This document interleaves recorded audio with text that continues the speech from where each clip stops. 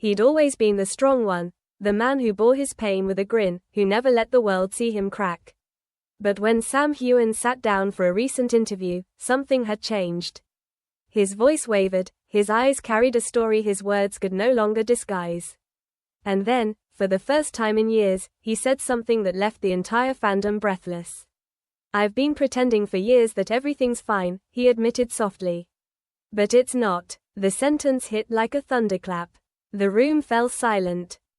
Even the interviewer was struck dumb. For nearly a decade, fans had seen Sam as the embodiment of strength, the charming Scotsman who conquered Hollywood, built an empire of fans, and inspired millions through Outlander. But in that moment, he wasn't Jamie Fraser, the fearless Highlander. He was just Sam, raw, vulnerable, and achingly human. The interview had started normally enough. Talk of the show's final season, new roles, future ambitions. But when the conversation turned to fame and its weight, something inside him shifted. He inhaled deeply, eyes fixed on the floor. When he finally spoke, it wasn't polished or rehearsed. It was painfully real. "People think success fixes everything," he said. "That when you're living your dream, you're happy all the time. But that's not how it works. Some days, I feel completely empty, like I've given everything, and there's nothing left for me." His words carried the quiet ache of a man who had spent years giving pieces of himself away, to fans, to work, to expectation, until he'd forgotten what was left. By the time the clip aired online, the internet was already ablaze. Within hours, #StayStrongSam was trending worldwide. Fans couldn't believe what they'd heard. "Sam Heughan is struggling." One post read, "How can the man who plays the strongest hero on TV be falling apart?" Others poured out messages of love. "You carried us through our dark times. Now it's our turn to carry you." The reaction was overwhelming. Millions suddenly realized that the man they idolized might be fighting unseen battles. But for those who'd followed Sam closely, the signs had been there: quiet mentions of loneliness, the toll of fame, the endless rumors. In one earlier interview, he'd said, "There's a cost to all this. Sometimes you wake up and wonder who you are when you're not the character."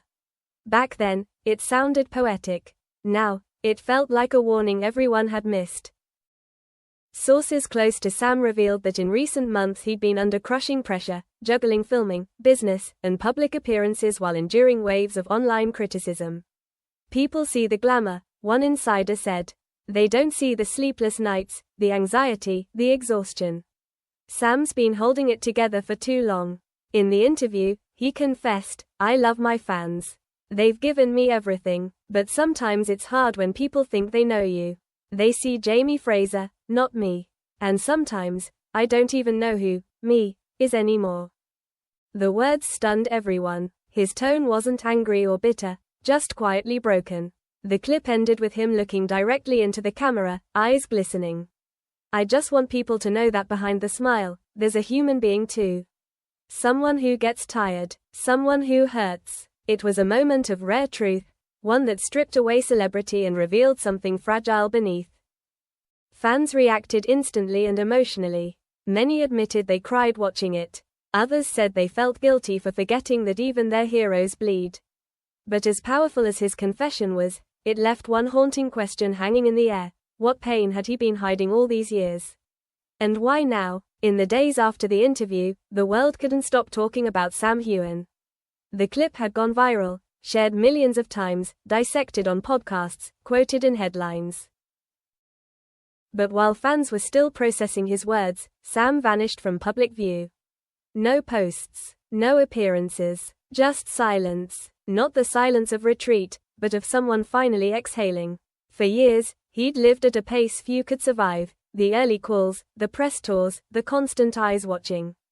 Behind every red carpet smile was exhaustion. Behind every flawless scene was someone running on fumes. And now, at last, he had stopped. A close friend later shared, he didn't want sympathy. He wanted honesty. People see strength in him, but that strength has cost him dearly. The weight he carried wasn't just fame, it was the invisible strain of being endlessly seen yet never truly known.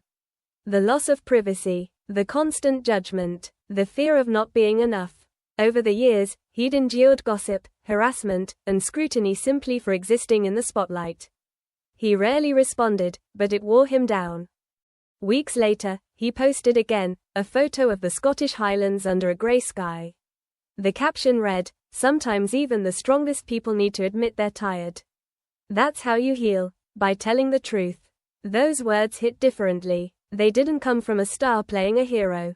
They came from a man finally unmasked. For years, fans had seen Sam as unbreakable, brave, kind, impossibly optimistic. But that image, he revealed, had become a cage. "I kept smiling because people expected me to," he said. "I didn't want to disappoint anyone. But the truth is, I'm human. I get lonely. I get scared. I struggle." That word, lonely, broke hearts everywhere. Because it was easy to picture the man who had it all, alone in a hotel room thousands of miles from home, scrolling through messages from fans who loved him, yet feeling unseen. His confession wasn't about despair. It was about reclaiming himself. By admitting he wasn't okay, he reminded the world that fame doesn't shield you from pain, it isolates you from those who might understand it. After the interview, his longtime co-star Catriona Balfe reached out privately. A source shared, she told him she was proud, that by being honest, he probably helped more people than he'll ever know.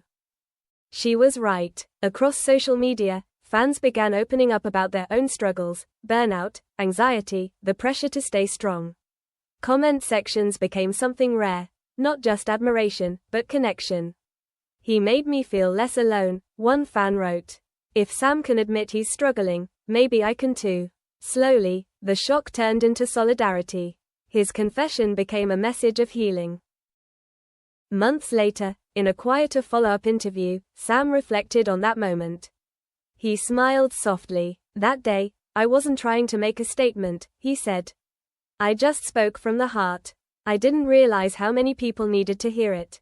He talked about learning to rest, to let go, to stop chasing perfection. "It's a journey," he admitted. "But I'm grateful. My fans, my friends, they reminded me I don't have to do it alone." And maybe that's what made his honesty so powerful. It wasn't a breakdown, it was a breakthrough. He showed that vulnerability isn't weakness, it's courage stripped of armor. For a man who built a career on portraying strength, this might have been his bravest role yet. As the story closes, we picture him back in the Highlands, wind tugging at his hair, clouds heavy above, but a real, unguarded smile on his face. The same man who once said, "I've been pretending everything's fine," now looks lighter, freer. Because for the first time in years, he no longer has to pretend. "I'm learning to be okay with not being okay," he said in his final words.